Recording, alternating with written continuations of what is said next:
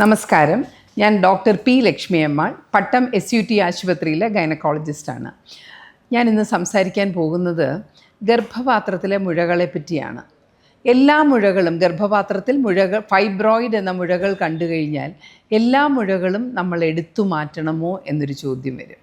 നമ്മളടുത്ത് പലപ്പോഴും സ്ത്രീകൾ വരാറുണ്ട്, എൻ്റെ ഗർഭപാത്രം എടുത്തു കളഞ്ഞതാണ്, എന്തിനാണെന്ന് ചോദിക്കുമ്പോൾ പറയും അതിനകത്തൊരു 2 സെൻറ്റിമീറ്റർ ഉണ്ടായിരുന്ന ഫൈബ്രോയിഡ് ഉണ്ടായിരുന്നു, അല്ലെങ്കിൽ 4-5 ഫൈബ്രോയിഡ് ഉണ്ടായിരുന്നു, അതിനൊക്കെ ഒരു 3 സെൻറ്റിമീറ്റർ 4 സെൻറ്റിമീറ്റർ വലിപ്പമുള്ള ഫൈബ്രോയിഡ്. അവരുടെ പ്രായം 35 വയസ്സേ കാണുകയുള്ളൂ, പക്ഷേ ഇതെടുത്ത് കളയണമെന്ന് പറഞ്ഞതുകൊണ്ട് എടുത്തു കളഞ്ഞു എന്ന് പറയും.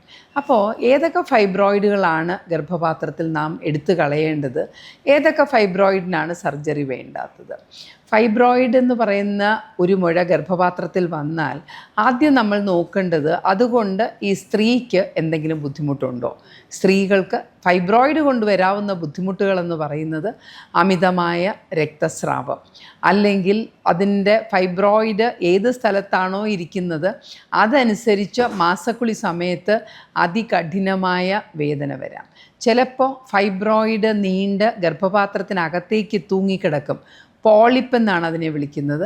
അത് ചിലപ്പോൾ നമ്മുടെ ഗർഭപാത്രത്തിൻ്റെ മുഖത്തൂടെ താഴോട്ട് വരികയും ചെയ്യും. അപ്പോൾ അങ്ങനെ വരുന്ന ഫൈബ്രോയിഡുകൾ വേദനയും ഉണ്ടാക്കും, ഇടയ്ക്കിടയ്ക്ക് രക്തസ്രാവവും ഉണ്ടാക്കും. പിന്നെ ഒരു തരം ഫൈബ്രോയിഡ് ഉണ്ട്, അത് ഗർഭപാത്രത്തിനകത്തേക്ക് തള്ളി നിൽക്കുന്ന ഫൈബ്രോയിഡ് ആയിരിക്കും. ചിലപ്പോൾ 1 സെൻറ്റിമീറ്ററോ 2 സെൻറ്റിമീറ്ററോ അതിന് വലിപ്പം കാണുകയുള്ളൂ, പക്ഷേ മാസക്കുളി സമയത്ത് അമിതമായ രക്തസ്രാവം ഉണ്ടാക്കുകയും സ്ത്രീകളിൽ വളർച്ച ഉണ്ടാക്കുകയും ചെയ്യും. ഇനി ഒരു തരം ഫൈബ്രോയിഡ് എന്ന് പറഞ്ഞാൽ അത് ഗർഭപാത്രത്തിൽ ഇരിക്കുന്ന പൊസിഷൻ ഈ മൂത്രസഞ്ചിയുടെ തൊട്ട് താഴെയോ അതല്ലെങ്കിൽ പുറകുവശം മലസഞ്ചിക്ക് മലം പോകുന്ന ആ കുടലിൻ്റെ ഭാഗത്തിന് എന്തെങ്കിലും ഒരു ഒബ്സ്ട്രക്ഷൻ തടസ്സം വരുത്തുകയോ ചെയ്യുന്ന ഫൈബ്രോയിഡ് ആണെങ്കിൽ ഇതിനും പ്രശ്നം വരാം.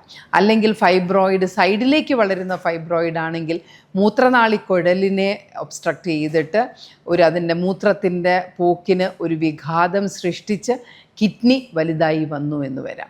അപ്പോൾ ഇങ്ങനെയൊക്കെ പ്രശ്നങ്ങൾ ഉണ്ടാക്കുന്ന ഫൈബ്രോയിഡ്, അതായത് മൂത്രതടസ്സം ഉണ്ടാക്കുന്നു, അല്ലെങ്കിൽ നമ്മുടെ കിഡ്നി വലുതായിട്ട് വരുന്നു, അതല്ലെങ്കിൽ 1 സെൻറ്റിമീറ്റർ ഫൈബ്രോയിഡ് ആണെങ്കിലും അതകത്തേക്ക് വളർന്നു നിൽക്കുമ്പോൾ അമിതമായ രക്തസ്രാവം വരുന്നു, ഇങ്ങനെയൊക്കെയുള്ള ഫൈബ്രോയിഡുകളാണെങ്കിൽ നമ്മൾ തീർച്ചയായിട്ടും സർജറിക്ക് വിധേയരാകേണ്ടതാണ്. പിന്നെ ഏത് ഫൈബ്രോയിഡ് സാധാരണഗതിയിൽ ഫൈബ്രോയിഡ് ക്യാൻസർ ആകുന്ന ഒരു മുഴയല്ല.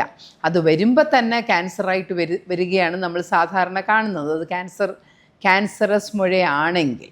അപ്പോൾ ഏത് ഫൈബ്രോയിഡ് കണ്ടാലും ഒരു 6 മാസം കഴിയുമ്പോൾ അതിൻ്റെ വളർച്ച നമ്മളൊന്ന് നോക്കേണ്ടതാണ്. അല്ലെങ്കിൽ എന്തെങ്കിലും പ്രത്യേകിച്ച് അവർക്ക് ലക്ഷണങ്ങൾ വരുന്നുണ്ടോ, അമിതമായ രക്തസ്രാവമോ മറ്റോ വരുന്നുണ്ടോ എന്ന് നോക്കേണ്ടതാണ്. അപ്പോൾ ഇങ്ങനെയുള്ളതാണെങ്കിൽ ചിലപ്പോൾ ക്യാൻസറസ് മുഴകളാകാം. അങ്ങനെയാണെങ്കിൽ അതും അതിവേഗം തന്നെ എടുത്തു കളയേണ്ട ആവശ്യമുണ്ട്. അതല്ലാതെ നമ്മുടെ ഗർഭപാത്രത്തിൽ 3, 4, 5 മുഴകളുണ്ടെങ്കിൽ പോലും അത് ഗർഭപാത്രത്തിൻ്റെ സൈസ് ഒരു 3 മാസം ഗർഭമുണ്ടായാൽ എത്ര സൈസ് ഉണ്ടാകുമോ അതിന് താഴെയാണ് നിൽക്കുന്നതെങ്കിൽ, അതായത് 12 ആഴ്ച വലിപ്പമുള്ള ഒരു ഗർഭപാത്രം അല്ല എന്നുണ്ടെങ്കിൽ അതെടുത്ത് കളയേണ്ട ആവശ്യമില്ല.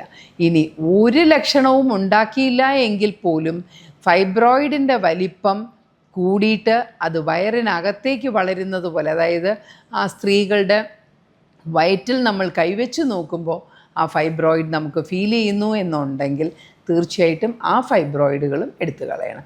അല്ലാത്ത ഫൈബ്രോയിഡുകൾക്കൊക്കെ ഓരോ വർഷം കൂടുമ്പോൾ ഒന്ന് സ്കാൻ ചെയ്ത് നോക്കിയാൽ മതിയാവും. അതുകൊണ്ട് ഫൈബ്രോയിഡ് എന്ന് കേട്ടാൽ ഉടൻ ഭയന്ന് ഡോക്ടറെ കണ്ട് ഗർഭപാത്രം എടുത്തു കളയേണ്ട ആവശ്യം ഇല്ല തന്നെ.